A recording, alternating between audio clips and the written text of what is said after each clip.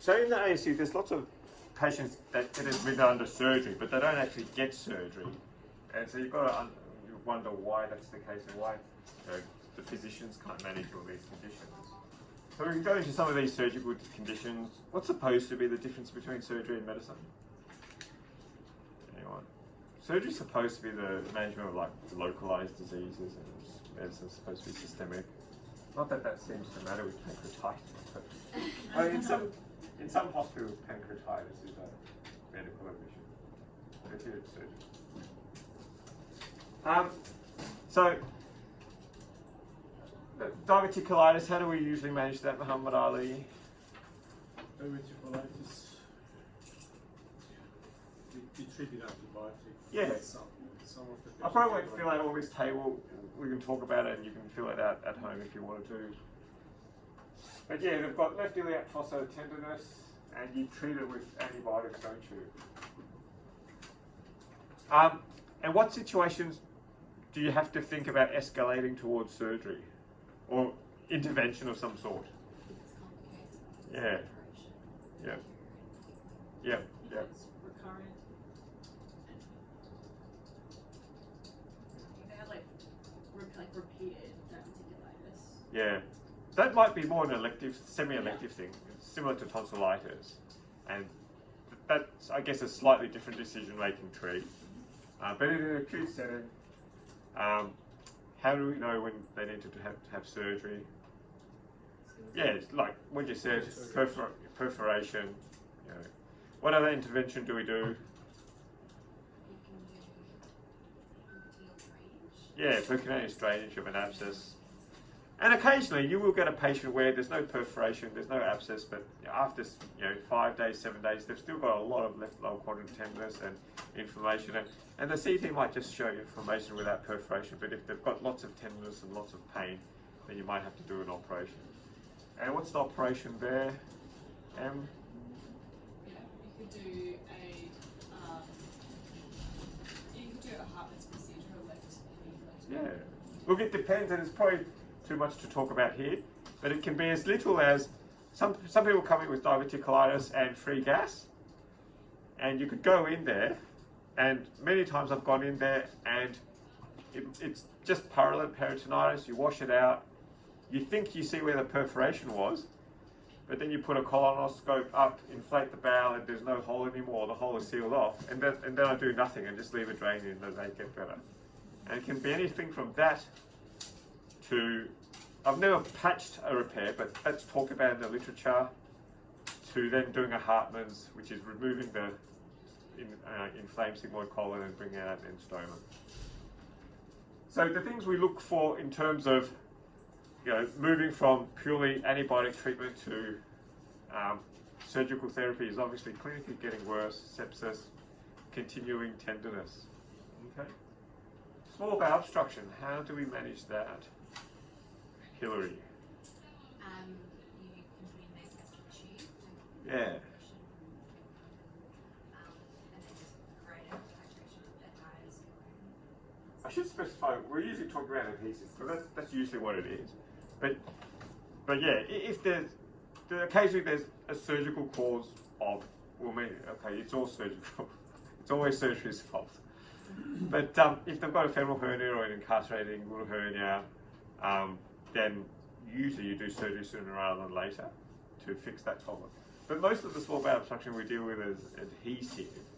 And you're right, NG tube, rest, drip and suck. And what else do we sometimes do for these people to help them get them going? Yeah. I should move this all over, but yeah, treatment is gastrographin.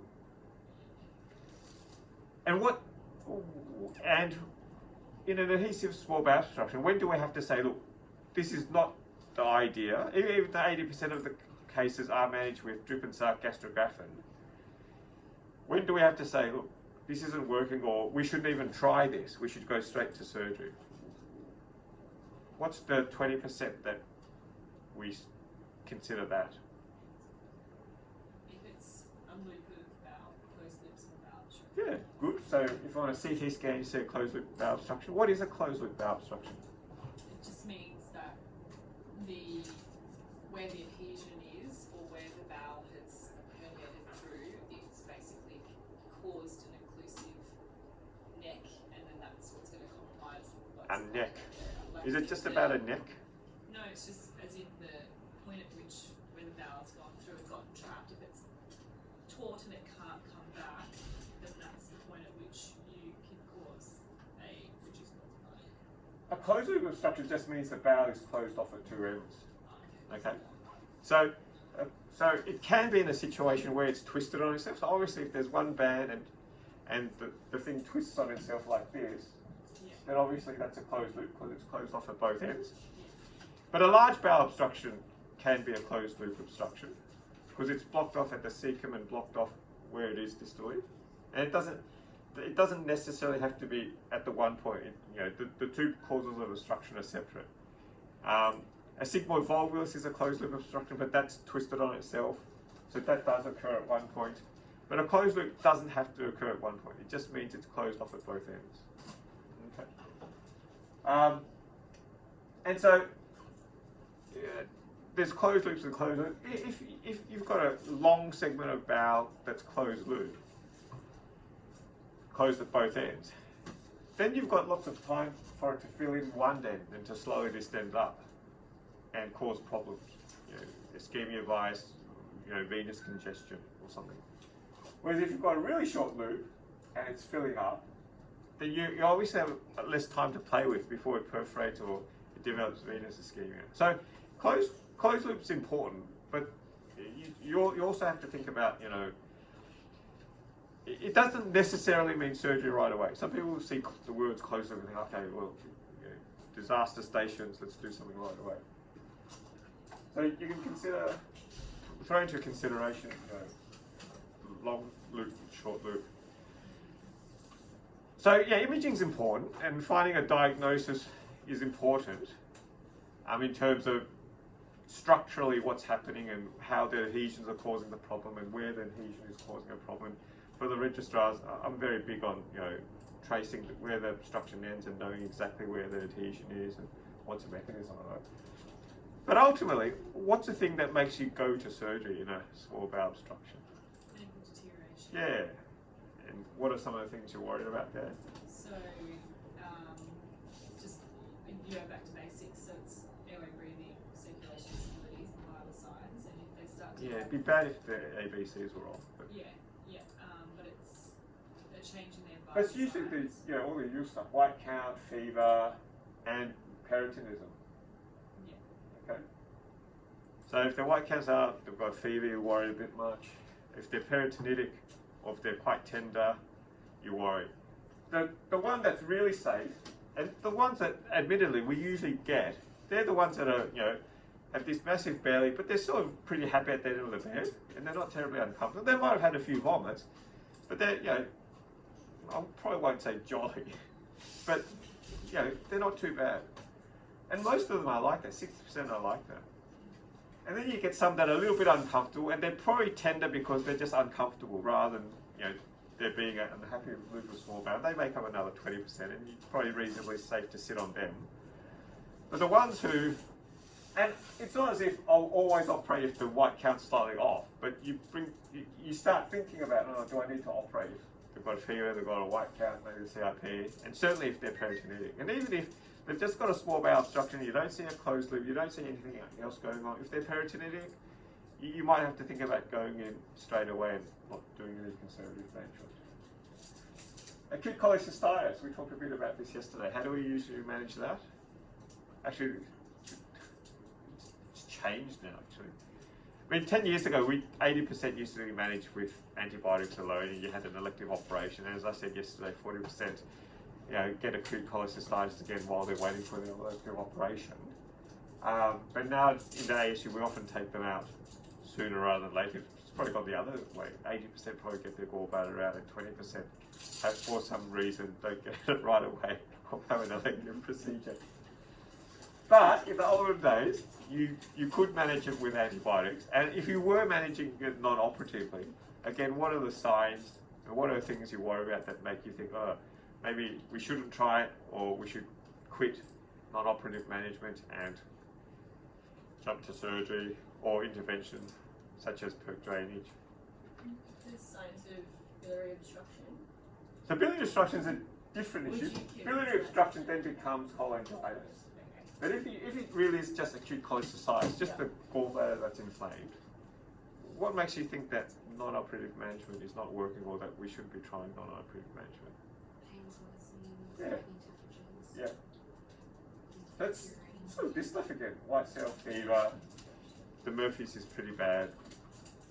Murphy's is bad enough to make you think we've got an empyema rather than just acute cholecystitis.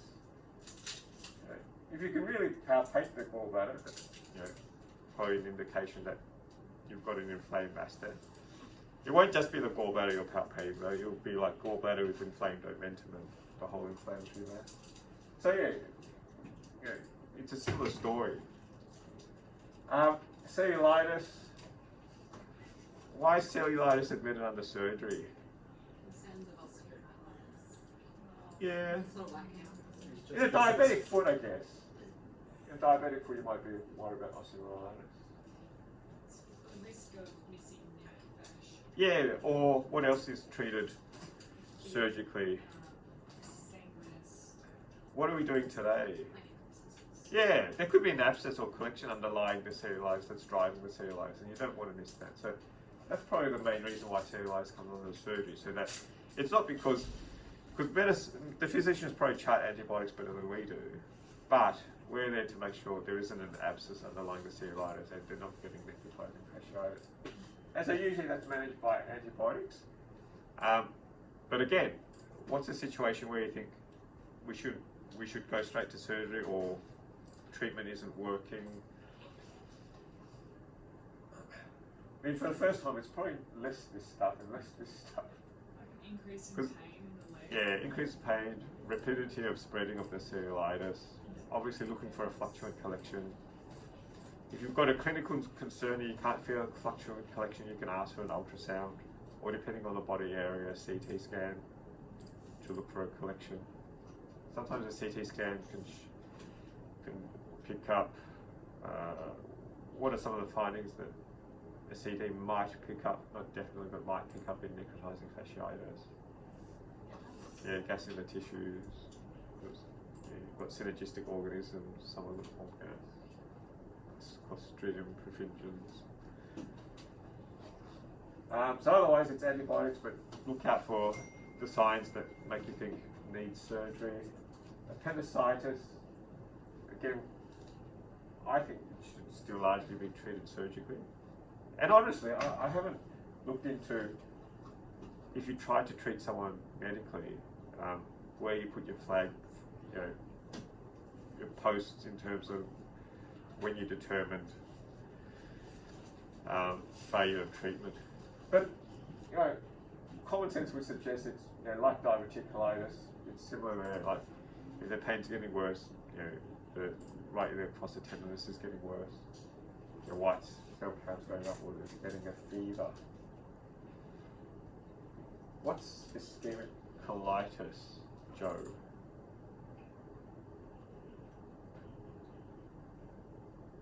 Amelia. No, not Amelia. Julia. I'm assuming it's Muhammad Ali. ischemia resulting in inflammation. Yeah. So it's colitis, it's a form of colitis. There are lots of different forms of colitis. There's infective Is it colitis, true there's inflammatory chronic colitis. ischemia rather than acute?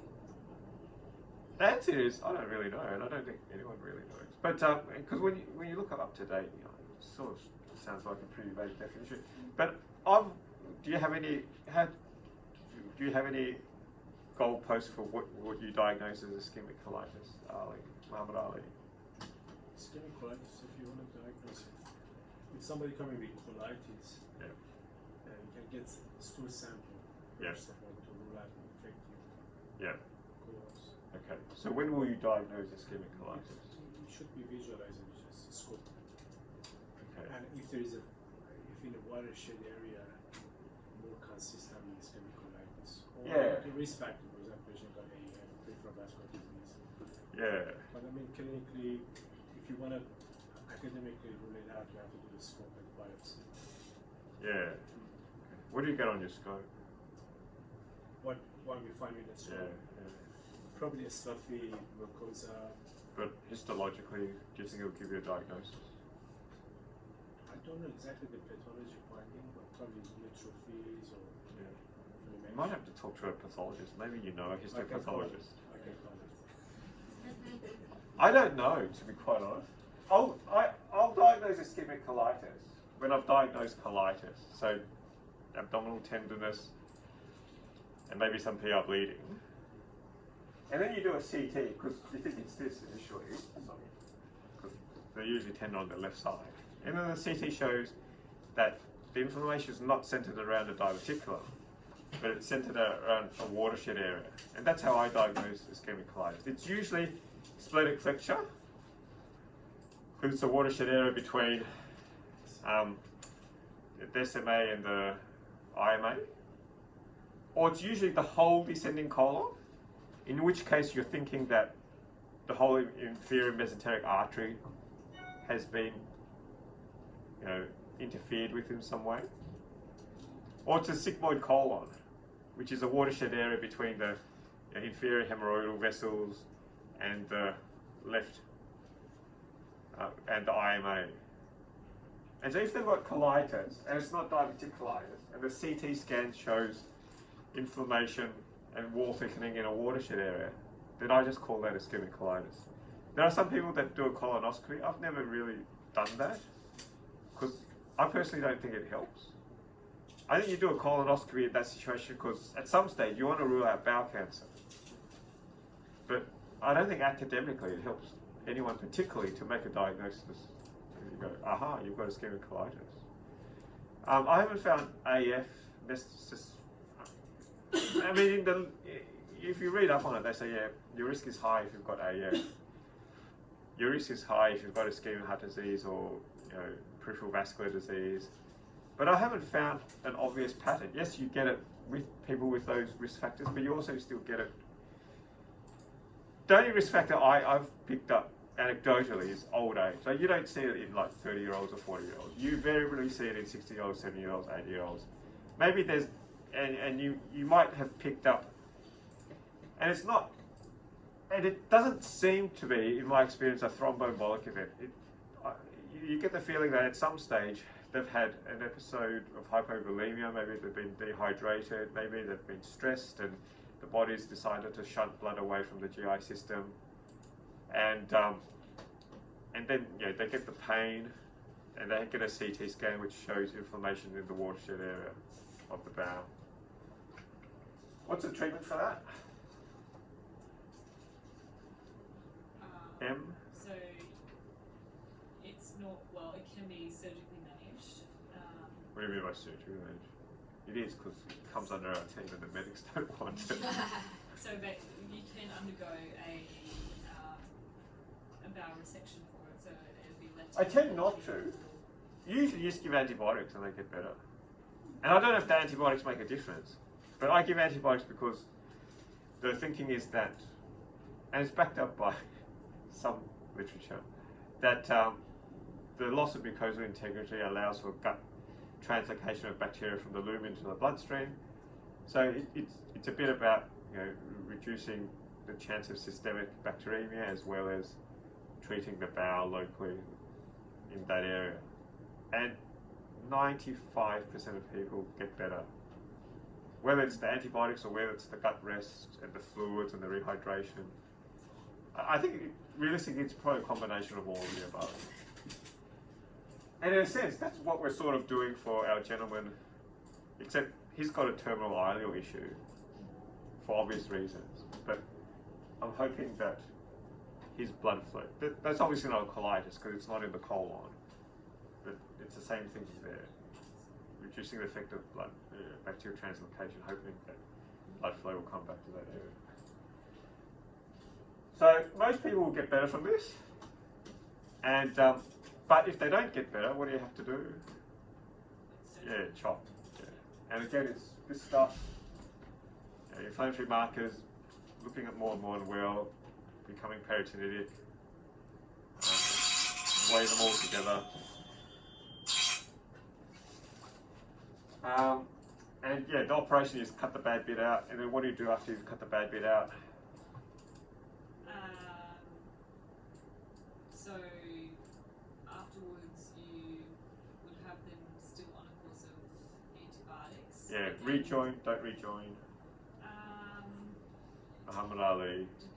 Assess during operation. Yeah. If you got good pulsatile margins, or Yeah, I guess so. Look, I think it'd be unlikely you rejoin. Either they're sick enough that you leave them with an open abdomen, or they're not that sick and they've had a period of illness where they're septic and they're shut down in the GI system, and almost certainly I'd pull out a stoma.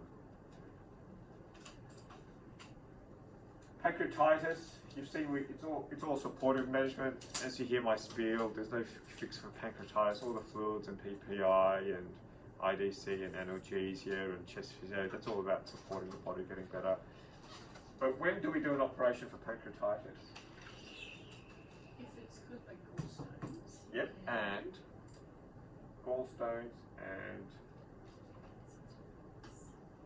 Recurrence, if it's over 2 episodes of pancreatitis with no cause, with obstruction, then they might have so I'll just concentrate on the acute treatment. The semi-elective cholecystectomy that we're doing for Our Lady is to prevent the next episode of pancreatitis. But when do we actually do a procedure on the index, for the index? like a necrostectomy. Yeah, so necrostectomy is down here. When do you do a necrostectomy? If you develop necrotizing, And when do you diagnose that? become one, but usually takes a week, maybe 1 week. 2 weeks at least. Yeah. You hardly ever do it earlier than 2 weeks. And sort of, they're not getting better, more pain, more inflammatory markers, and you do a CT scan like we've been doing, and instead of showing what that lady showed, they always should have IV contrast. The IV contrast doesn't light up the pancreas equally. Now, you only do a necrostectomy if you think it's infected as well. Initially you can have sterile necrosis, and if that's the situation, that eventually develops into a pseudocyst, but you don't necessarily need to treat that. You only need to do a necrostectomy if you think the necrosis is infected and it's driving the sepsis. But long before that, there are occasions when we do something for pancreatitis in the acute settings. So if they have gallstones, are they clinically unstable? Is that the... Yeah, well, you'd have to think why they're clinically unstable with gallstones. Gallstones can cause clinical instability in pancreatitis, but how do they do that? Isn't it with obstruction? Yeah, if they've got cholangitis as well. And what do you do there? So you can do an ERCP. ERCP, good. So in the late 90s, early 2000s, there were 3 centres that tried doing ERCPs on everyone with gallstone pancreatitis. And they seemed to find that, people who had an ERCP seemed to do better than people who didn't have an ERCP. But as you know, there are complications with the ERCP, and the numbers weren't obviously benefiting one group or the other that much. Oh, it was benefiting the ERCP group, but you could argue, there's some bias there and stuff. And ultimately, when they analysed the data a bit more, it was people it wasn't just gallstone pancreatitis, they had to have a raised bilirubin, and thus thinking that they had cholangitis on top of their pancreatitis. And those people seem to do well with the ERCP.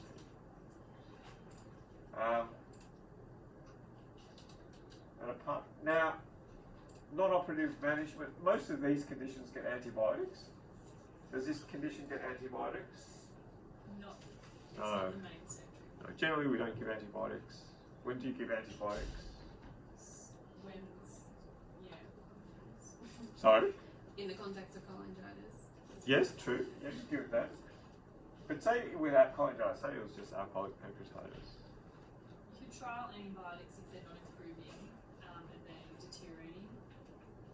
Yeah. Like Yeah, yes, all right. You're supposedly allowed to give antibiotics if they've got severe pancreatitis. So if they come in, they're straight. and they're septic enough that they're straight to ICU. I think the original paper was using imipenem, and people have extrapolated that to be, meropenem or ceftriaxone flagyl or any antibiotic. But the original paper was with imipenem, and supposedly in people with severe pancreatitis, and there are various scoring systems which I won't go into here. If you thought they had severe pancreatitis, it was like severe enough that you think they're going down the path of pancreatic necrosis down the track. Giving this was supposed to reduce the risk of this becoming infected down the track. But again, the numbers weren't great. It's a bit of a, and honestly, anecdotally, I don't see that many people who do this to. Certainly, they're not on the ward. The ones you do this to are sort of, they come into emergency if they're sick enough that they sort of go to ICU and don't go up to the ward. Any other questions about non-operative management or non-interventional management of some of these conditions? Clear as mud? Not really.